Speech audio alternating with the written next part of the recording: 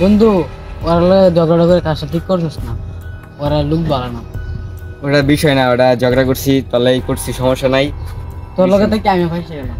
সমস্যা নাই, ঠিক আছে যা দিলে। হ্যাঁ দেয়া যাবে, সমস্যা নেই।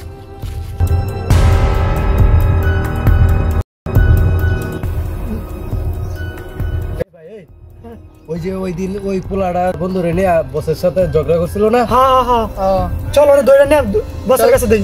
চল বস, চল, চল, চল। চল চল।